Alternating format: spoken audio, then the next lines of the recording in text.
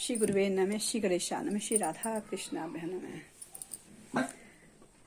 छोटे बच्चा होता है उसको ज्ञान नहीं होता। जब माता के गर्भ में बच्चा होता है तो उसे ये कहता है, भगवान से दुआ करता है कि हे प्रभु मुझे जल्दी निकालो, मैं आपका भजन करूँगा। ये गीता में लिखा हुआ गर्भगृह में, मैं भजन करूँगा। तो भगवान का नाम सिमरन करता रहता है। 9 महीने तक माँ के पेट में सिमरन ही करता रहता है कि मैं कब निकलूंगा तब भगवान का भजन करूंगा। उसको ये ज्ञान नहीं देता मैं पृथ्वी लोक में, नृत्य लोक में जाऊंगा तो मैं माया जाल में फंस जाऊंगा भगवान के। ये थोड़ी वो जानता है, वो तो अपना वही है, अच्छा सुकुमार बालक होता है, उसकी सच्चा होता है छोटा बच्चा। तो भगवान से यही दुआ करता है, जब गर्भ से बाहर आता है माता के गर्भ से, तो वो दुनियादारी थोड़ा बड़ा होता है, तब तक वो सही रहता है, सत्य के रास्ते पर चलने वाला होता है। जब थोड़ा बड़ा होता है, पूर्ण अवस्था में होता है, तो वो अपने परिवार वालों से या कहीं से भी जो भी बातें सुनता है वही कहता है। वो जो बातें सुनता है परिवार वालों से वही कहता है। जब बड़ा होता है, बाहर निकलता है घर से, तो सब तरह की दुनिया देखता है, चालाक, होशियार, झूठ, सांस सब देखता है। जब सब देखता है तो वो उसी को करने लगता है। फिर वो भूल जाता है भगवान का नाम लेना ही।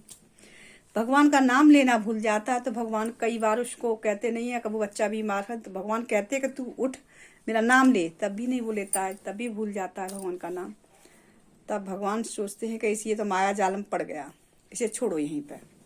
माया जालम पड़ गया, ये खुद इसे धक्के अपने कर्मों के अनुसार से धक्के खाएगा, तब जी मेरा सिमरन करेगा।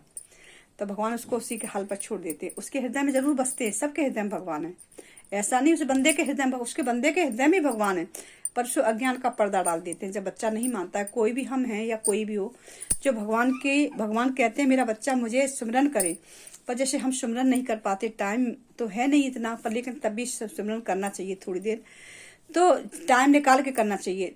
तो अज्ञानता का जो सिमरन नहीं करता तो उसको अज्ञान का पर्दा डाल देते हैं उसके, कि वो हमें न देख पाए, भगवान को न देख पाए, मायाजाल फैला देते। और जो ज्ञानी होता है, जो भगवान का जाप करता है, उसको ज्ञान का पर्दा धीमे धीमे धीमे हटाते तो सारी इच्छाएं उसकी सफल होती हैं।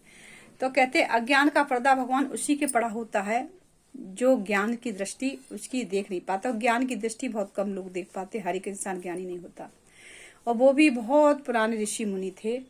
वैसे पूर्ण ज्ञान तो वो भी नहीं थे, पूर्ण ज्ञान तो सिर्फ ईश्वर ही है, कि ईश्वर के कोई पार्षद या कोई भी होगा, तो इतने हम जानकार नहीं है, पर लेकिन तब भी उसमें जो हम पढ़ते हैं वही आपको बताते हैं।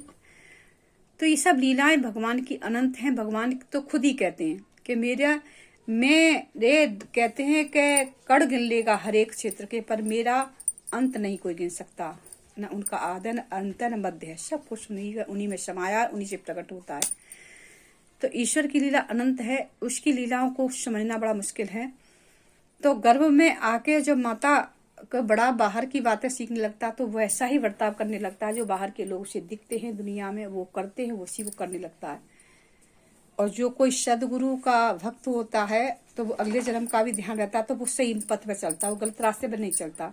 देखा होता बहुत कम लोग बच्चे होते हैं जो भगवान के मंदिर भी जा रहे हैं और घर में काम भी कर रहे हैं। तो ये सदगुरु की इच्छा है, कोई भी उसका अगला जन्म का कुछ संस्कार अच्छा होगा, तो इसलिए वो कर्म कर रहा अच्छे। तो ऐसे बच्चों को भगवान के भक्त समझो, भगवान के गढ़ समझो, जो भगवान में लगे रहते हैं। और बच्चे बूढ़े होके भी एक जैसी समानता रखते हैं।